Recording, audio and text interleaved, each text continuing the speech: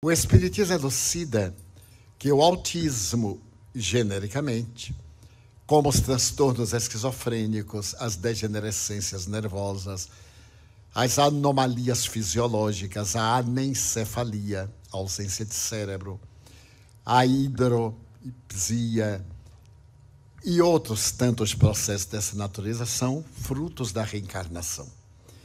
Em alguns desses casos, a pessoa vem com as marcas do suicídio que praticou na existência passada. Imaginemos que eu aplico um tiro na minha cabeça. Eu destruo o corpo e perturbo o perispírito, o corpo astral. Quando eu me vou reencarnar, esse perispírito, esse modelo organizador biológico, vai plasmar um cérebro deficiente. Se eu dou um tiro no coração, eu me reencarno com uma problemática cardiológica. Se eu aspiro um tóxico, eu então reencarno com problema digestivo ou pulmonar.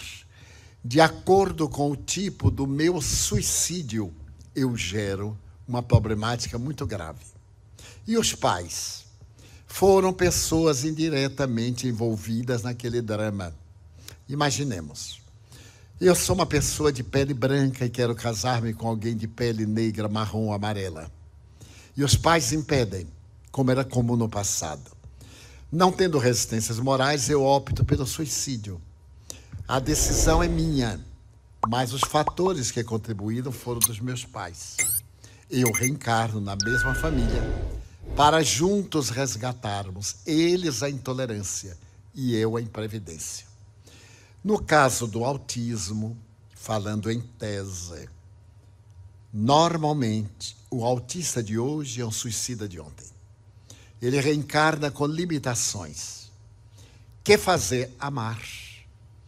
Porque ele tem limite, mas ele tem um cérebro perfeito e tem um tipo de raciocínio lógico. A cinematografia internacional tem apresentado películas de grandes autistas que são verdadeiros gênios. E os americanos têm narrado vidas de pessoas absolutamente destituídas de parte do cérebro e que são grandes gênios. Eles até denominam como gênios deformados. Então, aqueles que convivem com autistas, tratá-los naturalmente, com muito carinho. Se eles estiverem na fase agressiva, porque às vezes é um autista agressivo, é necessário a medicação para acalmar o sistema nervoso. Mas se não for um tipo agressivo, for um tipo introspectivo, trabalhar para que ele saia daquele mutismo, daquele silêncio. E isso nós conseguimos com resultados expressivos. Como podemos ajudar aqueles que desencarnaram por opção própria e não se querem, não se dão conta do que aconteceu com eles? São suicidas. Poderemos ajudá-los orando por eles. Porque o suicídio é um dos crimes mais cruéis que nós cometemos. Primeiro, é um ato covarde. Depois, é um ato de ingratidão. A pessoa tem um namorado, uma namorada que larga e se mata. E aqueles que o amam? Então, a pessoa é sumamente egoísta. Porque com seu ato vai ferir os que ficaram. É um ato de terrível rebeldia e de ingratidão. Então, se eu tenho uma decepção, eu tenho que lutar para vencer a decepção. E não destruir o corpo, porque a decepção continua. E eu vou magoar todos aqueles que me amam, que confiam em mim. Então, o suicida sofre muito. Primeiro, despertam, não morreram, não se viram livres do problema. E adicionam a forma como se suicidaram aos dramas morais que carregavam. Vamos supor que eu me atire sobre as rodas de um trem. Há o esmagamento, a morte física. E durante anos, aqueles anos que eu deveria viver normalmente, eu irei experimentar a tragédia do trem esmigalhando o meu corpo. Porque as sensações permanecem no espírito. O corpo imprime no espírito as suas necessidades. O espírito imprime no corpo as suas necessidades. É, portanto, como uma cãibra. Colocamos uma postura, quando tiramos, a circulação é deficiente. por causa do hábito. Então, nós podemos ajudar os suicidas orando, tendo sentimento de compaixão, falando-lhes mentalmente sobre o arrependimento, sobre a misericórdia de Deus, as futuras possibilidades. Mas ele é que tem que se ajudar. Com o arrependimento e o pedido de perdão, nos é retirada a pena ou continuamos com o efeito da lei de causa e reação? No livro de Allan Kardec, O Céu e o Inferno, capítulo número 7, há uma página extraordinária que se chama Código Penal da Vida Futura. São 34 itens que dariam para um verdadeiro tratado de jurisprudência ou de direito internacional. E Allan Kardec considera exatamente essa questão. Ele diz, por exemplo, todos nós erramos. Quando nos damos conta, nós nos arrependemos. Passamos pelo primeiro estágio. Ao nos arrependermos, nós sofremos expiação. Mas isso não basta. Depois que nós nos arrependemos, então o que fazemos? Pedimos desculpas. Mas isso não basta. É necessário anular o mal que nós fizemos, através do bem que possamos fazer. Então, eu ofendi alguém e peço-lhe desculpas. É um ato generoso. O outro me desculpa, mas eu continuo em débito. Eu tenho que fazer um bem para que anule o mal que eu fiz. Eu vou ao banco e peço um empréstimo.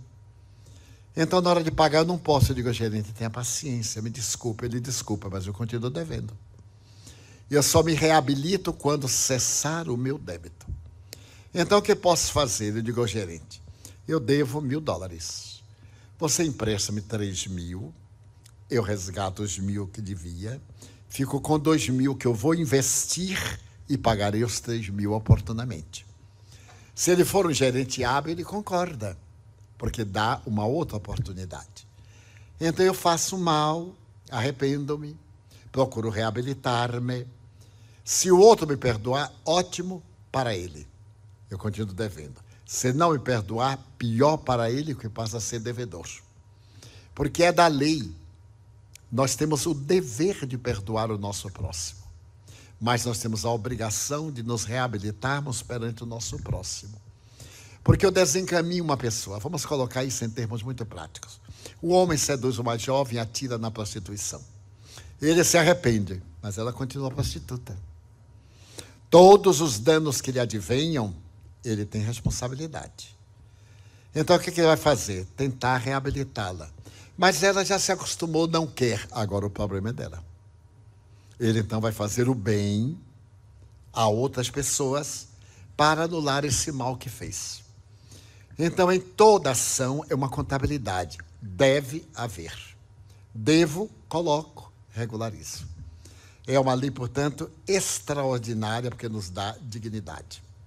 Mas eu gostaria de narrar uma experiência pessoal, com a permissão dos senhores, que é muito melhor do que filosofar. Quando eu estou na Mansão do Caminho, nós atendemos as pessoas. No passado, as pessoas sentavam-se no lado esquerdo do salão e, ao terminar a reunião, eu me aproximava da ponta da mesa, colocava uma cadeira e ia atendendo uma a uma até a madrugada. Era hábito 3 vezes por semana. Graças ao atendimento fraterno da atualidade, há hoje uma seleção, as pessoas vão ao atendimento fraterno, uma equipe atende e seleciona os casos mais difíceis, casos de sofrimentos pela morte, de obsessões, e encaminham-me esses casos mais dolorosos que eu atendo já numa sala em especial. Mas naquela época não, isso deve ter mais ou menos uns 15 anos. Eu atendia ali, colocava uma cadeira, porque ficava de pé 6 horas, um pouco mais, um pouco menos. E de vez em quando eu punha o joelho na cadeira para poder manter. E colocava também as obras de Allan Kardec, algumas obras de Emmanuel, obras de Joana de Ângeles, para oferecer. Porque 10 minutos de um contato, 5 minutos, não dão para muita coisa. Então eu dizia, leia este livro. Ele tem 1019 perguntas, 1019 respostas e mais de 600 comentários. Então você vai ter aí a panorâmica do Espiritismo e dava o livro dos Espíritos. De acordo com cada problema, eu oferecia um livro. Certa feita, eu estava atendendo como de costume, quando, mais ou menos 1h da manhã, eu vi chegarem 3 senhoras. Uma delas era uma velha amiga minha. Esta amiga minha não era espírita, era uma senhora muito rica, e sendo muito rico fica complicado ser espírita. Ela me dizia assim: Divaldo, eu adoro tomar passes. Então ela ia lá tomar passes, e dizia: sempre que eu estou carregada, eu venho aqui. Ela carregava e eu era o descarregador. Carregava lá, eu descarregava cá. Mas era muito simpática. E eu a chamava minha corretora, porque há pessoas que são corretores de problemas para os outros. São as pessoas de bom coração. Não fazem o bem não, mandam para o outro fazer. Encontra um pobre na rua, diz assim: olha, vá lá no centro, procure fulano, diga que fui eu que mandou. E a pessoa diz assim: mas que bom coração. Mas o outro é que carregava. E a minha amiga era minha corretora. Era dona de um bom coração, mas me arranjava cada problema. Sempre que tinha problema nos meios ricos, ela trazia, e aqueles problemas difíceis. Já era mais ou menos 1h, quando eu vi a minha corretora abraçando a uma senhora e atrás um cavalheiro e uma outra senhora. Eu digo: meu Deus, vamos ter problema. Eu estava atendendo a uma senhora de idade e ainda tinha umas 10 pessoas. E ela veio direto, porque ela possuía todo o privilégio. Veio logo direto, me interrompeu e disse: Divaldo, eu estou aqui trazendo um caso muito grave.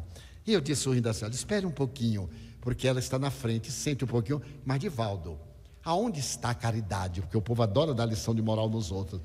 Eu digo: a caridade está em respeitar o direito alheio. A senhora veja, essas pessoas chegaram aqui às 3 da tarde. A que hora a senhora chegou, minha senhora? Eu cheguei 12h, para poder pegar um bom lugar. Eu digo: a senhora está chegando 13 horas depois. Não pode passar na frente dela, não acha? Mas, Divaldo, eu digo: você está perdendo tempo, porque eu não atendo. Só vou atender, aliás, por gentileza, depois que terminar, porque também estou cansado. Eu moro daqui distante 30 quilômetros, ainda vou viajar. Ela ficou muito aborrecida. E então disse: mas é um absurdo. Eu digo: mas também a senhora pode ir para casa. A senhora, na saída, passa na tesouraria e pega o dinheiro que pagou. Mas eu não paguei nada. Eu digo: então não tem razão para estar aborrecida, minha senhora. Não pagou nada.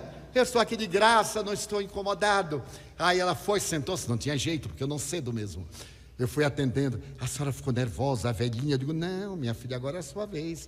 Na vez dela, ela que demora. Atendi, 2h30 da manhã, eu dei um sinal para que viessem. Ela então gritou de lá: você não pode vir aqui. Eu digo: meu Deus, o povo adora superstição. Eu não podia, porque eu estava cansado de ficar em pé, atendendo. Mas se eu disser uma superstição, o povo gosta. Eu digo: olha, poder posso, mas eu não devo. Por que não deve? Porque aqui tem uma luz, e se eu for, a luz não vai. Eu digo: ela aí veio. Olha, resolvi o problema de uma maneira jovial. Ela veio e disse: Divaldo, essa senhora é minha amiga. Ela está sofrendo muito, Divaldo. O filho dela morreu. E então eu fiquei, porque o que é que eu vou dizer a uma pessoa cujo filho morreu? Não há palavras mágicas, não podemos trazer de volta. A pessoa quer que traga de volta, quer logo a mensagem falando que está feliz, que está com os anjos, sentado ao lado direito de Jesus Cristo, que está brincando com Deus. Não é exatamente assim. É bem complicado, principalmente quando não se é um bom cidadão e morre, continua um mau espírito no além, se foi um mau cidadão. Muito bem, então eu disse: meu Deus, e voltei-me para a senhora e disse: não há palavras que possam confortá-la. Nesse momento eu vi o espírito guia, Joana de Ângeles, apareceu atrás da senhora e me disse: Divaldo, parabenize-a. Eu achei estranho, mas já que a mentora falou, eu disse: aliás, eu desejo parabenizar a senhora. Ela que estava naquele estado de depressão profunda, quando eu disse parabenizá-la, ela gritou: parabenizar-me? O senhor é um monstro. Meu filho foi assassinado e o senhor me parabeniza? Eu digo: sim, senhora, porque é mais feliz a vítima do que o algoz. A senhora é a mãe da vítima, mas a mãe do assassino é muito mais infeliz do que a senhora, porque o seu filho vive e o outro perdeu a existência. É alguém que está morto interiormente. Eu falei com ela demoradamente, da felicidade de ser vítima, por mais cruel que pareça. Quando ele disse, a mãe dele é uma desgraçada, eu digo, não, senhora. Mãe nenhuma deseja que seu filho seja um criminoso. Tenho certeza que ela está sofrendo mais, senão igual à senhora, dentro dos padrões dela. Porque a essa altura, o filho deve estar ou na penitenciária, ou na cadeia, ou se for de menor, estar no lugar apropriado. Nisso, eu vi chegar o filho. Foi chegando o rapaz, um rapaz de 16 anos, com as marcas de um tiro na testa e de um outro no peito. Ele vinha acompanhado por uma senhora espiritual de rara beleza. A senhora cercou-se-me e me disse, eu sou a mãezinha dela. Acabo de receber o meu neto. Há 9 dias eu recebi o meu neto aqui no além. Diga para ela, eu sou... E deu o nome. Então eu disse assim, minha senhora, não chore um filho morto. Chore de alegria porque seu filho está vivo. Eu estou vendo aqui sua mãezinha. Ela se chamava Carmencita. Ela teve um choque. Mas como o senhor sabe? Eu estou vendo. E estou vendo o seu filhinho. A senhora fique tranquila. Então, nunca houve um caso de uma mensagem no atendimento fraterno, porque não é para fenômeno. Mas os bons espíritos vão permitir que seu filho lhe escreva algo.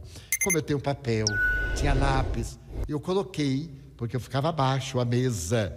E então voltei-me para ela, o filhinho tomou meu braço e começou a escrever, mãezinha, não se mate. Se você se matar, não se encontra comigo. Eu estou muito atordoado, mamãe. Para que você saiba que sou eu. Lembre-se, eu estava conversando com você na porta. Eu ia para o curso noturno quando fulano saltou do carro e deu meus 2 tiros e eu caí nos seus braços. Mas não foi ele, mamãe, foi a droga. Ele havia cheirado crack. Nós tivemos uma discussão pela manhã na escola por causa de uma garota. Não odeie, mamãe. Não pense em mandar matá-lo. Não se mate. Mãezinha, eu não posso escrever muito. Eu voltarei depois. Perdoe-o, mamãe. E então terminava assinando. Então eu peguei os papéis e dei para ela. Ela olhou e disse, meu Deus, é meu filho. Abriu a bolsa, tirou a carteira de identidade e disse, olha a assinatura dele. Era igual, uma cópia. E ela não havia dito nada. Então ela disse, mas seu Divaldo, meu filho está vivo. Eu digo, está, sim, senhora.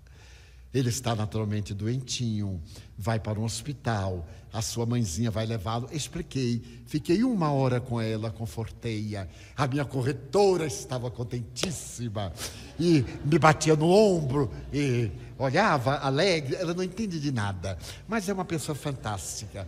Quando terminamos, o cavalheiro que estava ao lado, saíram os 3. E eu fui para casa, já eram quase 3:30 da manhã. Muito bem.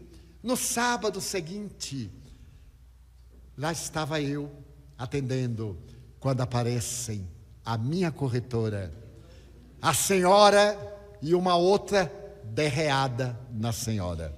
Eu logo interpretei, minha corretora, aquela mãe que estava resignada, e a mãe do assassino. Então eu digo, ai meu Deus, que ela não venha direta. Felizmente sentaram-se, esperaram. E veio, a minha corretora veio à frente e disse, Divaldo, eu nem te conto, ela está ótima. O marido também veio, olha, aqueles que estão lá, é o marido de XY. Até meu marido veio, ele quer ver como é que vai terminar isso. Para ela era um circo, tinha que terminar o espetáculo. Muito bem, aí vieram as 3 senhoras. E aquela que era a mãe da vítima, porque na hora da saída eu disse para ela, leve este livro e leia o Evangelho segundo o Espiritismo. Vai lhe consolar a alma, leia. Ela estava sorrindo agora. Então ela me disse assim, seu Divaldo, esta aqui, os senhores observem a frase, é a mãe do amigo de meu filho. E a senhora disse assim, não, do assassino de seu filho. Eu disse, não, senhora, uma mãe nunca julga um filho. É verdade que ele é um homicida, mas uma mãe sempre entende. Seu filho necessita da senhora agora mais do que nunca, porque o efeito da droga passou. Ele está agora num momento de desencharcamento. Ele pode ter uma crise de loucura, pode suicidar-se. Quando ele se der conta que matou seu amigo, ele agora precisa da senhora. A senhora ainda não o visitou na cadeia. Não, nem visitarei. Eu digo, sim, senhora, vai visitar. Mãe é para isto. Pus a mão no ombro dela, conversei. E aí aparece a senhora desencarnada com o rapazinho, e já um pouco melhor, e escreve uma carta ao seu amigo. E dá para a senhora dizer, leve para ele, dizendo que eu o perdoo. A cena foi comovedora. A minha corretora chorava. O marido que foi ver o espetáculo comoveu-se. Eu também me comovi, é claro. Abraçamo-nos. E então oramos pelo desencarnado, por aquele que estava na terra e que vai resgatar. Aliás, já resgatou. E então elas saíram e no outro sábado, chegaram agora antes da reunião, vieram me contar que levaram a carta da vítima para o seu algoz. As lágrimas, o desespero dele que saiu da alucinação. Este rapaz, ao largo dos anos, ele foi condenado, embora fosse menor. Resgatou o período, cumpriu o período. Depois ele obedeceu às exigências da lei, foi estudar psicologia. Hoje é psicoterapeuta, especializado na drogadição. Aquela senhora, a mãe da vítima, por ser uma mulher bastante rica, criou uma clínica para jovens drogados da cidade de Salvador que não podem pagar uma clínica.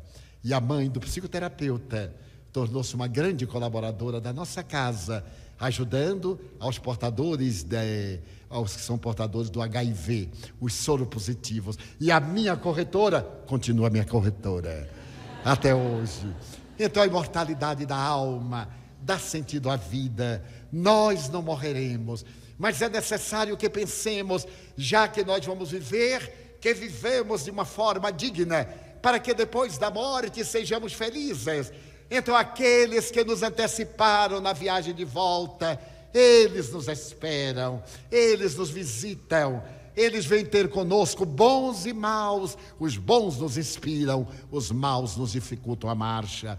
O Espiritismo veio dizer que a vida é para ser exercida com dignidade, poder olhar para trás, como diz o grande escritor argentino José Ingenieros, e não ter vergonha do passado, poder olhar para trás. Um dia perguntaram a esse filósofo argentino que é ser jovem, e ele disse: a juventude é biológica, mas o verdadeiro jovem é aquele que em qualquer idade pode olhar para trás e não ter vergonha dos seus atos, porque quando ele tem culpa, ele já perdeu a juventude, porque ele tem um remorso.